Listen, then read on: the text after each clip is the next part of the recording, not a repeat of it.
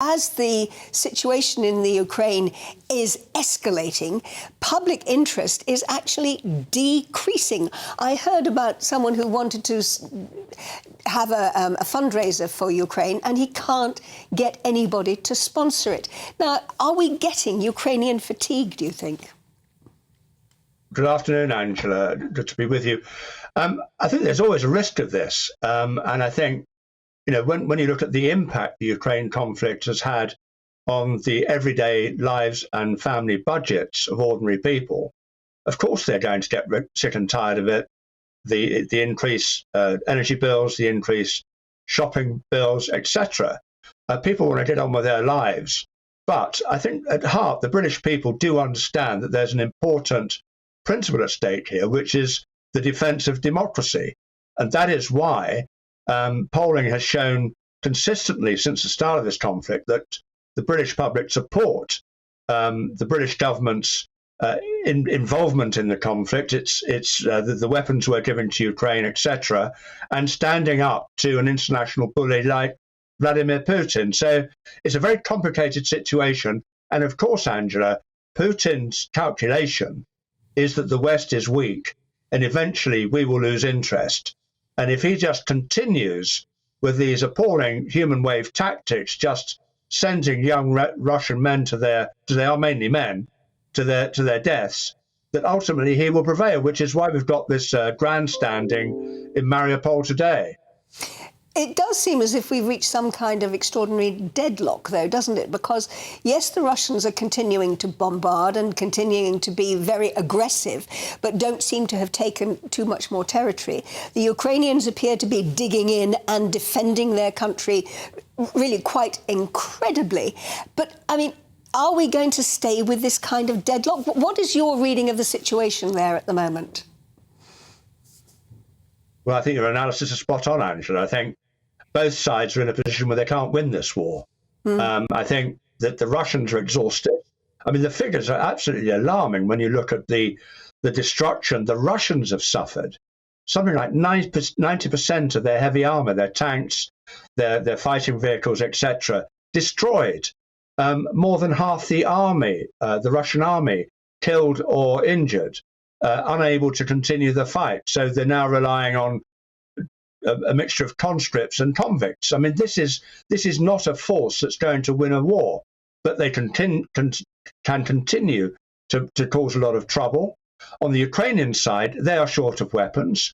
We had a glimpse last week of the true casualty figures that the Ukrainians themselves are suffering at places like Bakhmut, with the equivalent of a whole battalion wiped out in a matter of weeks. I mean, the Ukrainians denied this, but they are taking heavy casualties. They're running low on ammunition.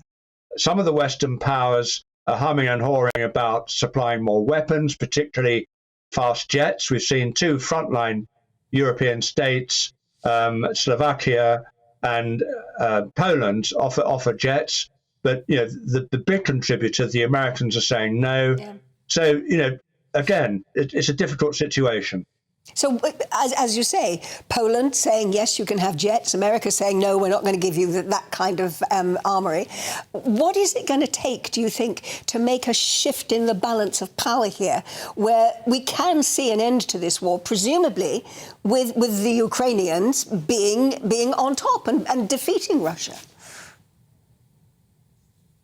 Well, I think a lot will hang on what happens this summer. I mean, the fighting season, which is a terrible term, but that's the way it is, will begin in the spring. Now, if the Ukrainians have the weaponry and the resources to launch an effective counterattack, you know, there's a lot of people who think the Russians will just collapse because Russian morale is very low. We've had lots of examples of Russian mutinies. People just, ordinary soldiers refusing to be sent pointlessly to their deaths for commanders who don't know what they're doing.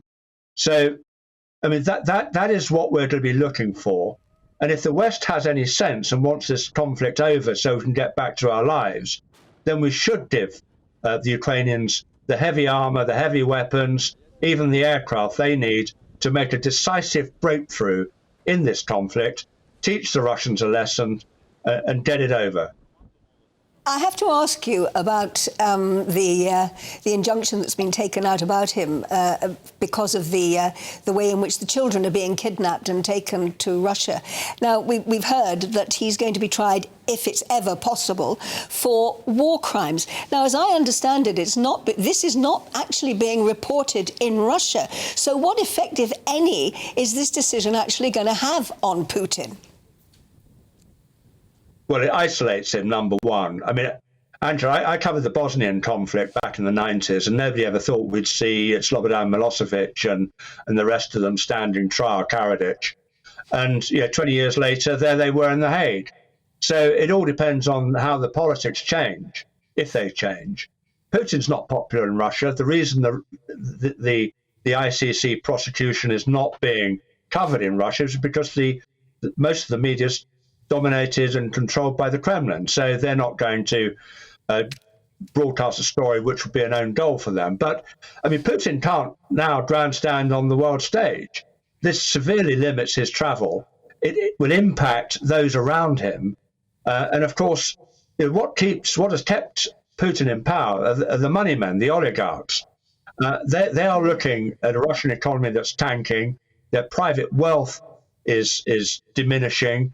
They are isolated. There's going to come a breaking point for Putin in this. I really think that, in a year or two, will he still be in power? If he's not in power, then he may well find himself in The Hague.